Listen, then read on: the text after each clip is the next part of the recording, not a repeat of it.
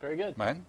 And this way you turn it around and you get less and less of these. So ideal desk has a fast lane for your Porsches, a slow lane for your trucks. It has a shoulder for the short interruptions, and off the desk there's a parking lot for the projects. The emergencies are kept down to a minimum, and the Porsches, not the Porsches, but the Formula One race cars are already blocked, so they don't even get onto the on-ramp. Make sense? Makes perfect sense. Okay, that's the desk. Got it? I love it. I'm good. All right. Tuesday's gonna be a great day for me. Just need to borrow those cars for just a minute. First of all, thank you for coming today, and it's great to have a chef on the show besides me. Yes. Former and always chef in my book. With procrastination, efficiency and procrastination, how much of inefficiency is somebody just wanting to push back and leave till later and procrastinate? Well, efficiency is the opposite of procrastination. Procrastination is basically inefficiency, Right. period. Right. Every time we go and we have this impulse of not wanting to do it now, what actually happens is that we have this inner demon, that we call procrastination, that goes, oh no, not now, later, please, go away, right? And the more we look at that, the stronger the voice gets. So thinking about it does not help it. It Sort of does like not address it. What we resist persists. Sort Right. of that mentality. Right. Yeah. So what we need to do is literally do it now. The moment we look at it and we go, oh God, do it now. And do it only once. Yeah, you can, again, take the example of the Autobahn. All of a sudden, your Autobahn, when you pick up a piece of paper like that, is cluttered with stop signs and barriers, right? So what you need to do is you need to just push down the accelerator and just drive right over them. And they will actually go down, but they will pop up again afterwards, but not as high, right?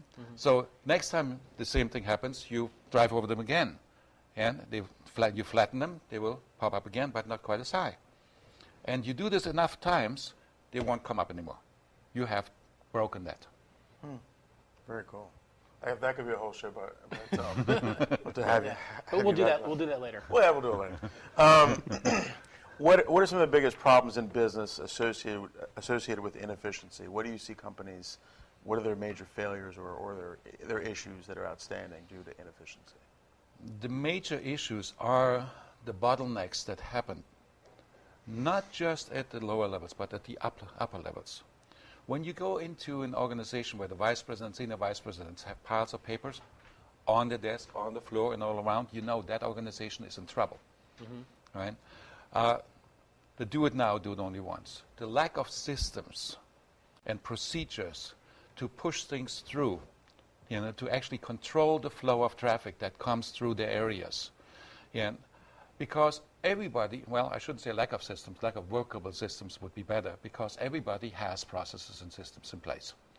They usually put them in place when they first started in that area, and that's the process and systems that they are used to and use. However, these processes and systems were not designed to adapt to growth, to change. And now growth and change has happened, and the systems and processes actually are becoming the problem.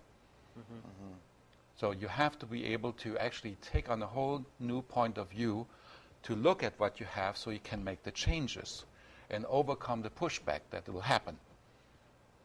I'm picturing the person that's got the piles of stuff everywhere, and then we look at something like that and we're like, how do you operate? And the person's response is, I know where everything is. Yes. It's all good. Oh, yes, it's all good. Yeah. Well, what they do is they actually develop blind spots. They don't see that anymore. They literally don't. Right?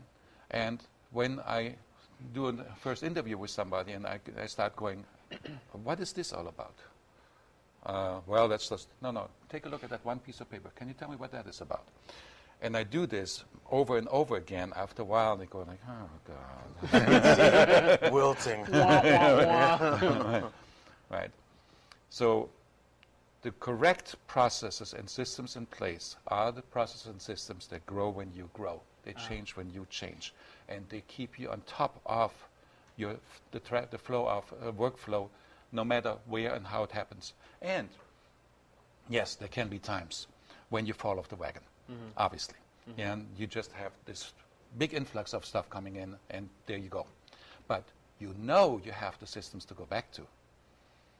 And that is such a comforting feeling, because you can go through these times and then still be back on the system and continue forward, rather than going in your office on the weekend, cleaning up all the piles, and then 3 weeks later, they're all back again. So there's hope. There's hope for us. Absolutely. All right. Yes. Yeah, I don't think you'd have a job if there wasn't hope for us. Oh, yes. And I can say firsthand that I know about a half a dozen people who have hired Gerhard for his expertise and have had amazing results. Still talk about it a year and a half, 2 years later. So to learn more about Gerhard Schwandt and Management Partners International, visit wemeanbiz.tv. Gerhard, thanks for joining us today and imparting your wisdom and bringing your toys along for a great show. We appreciate you for being here.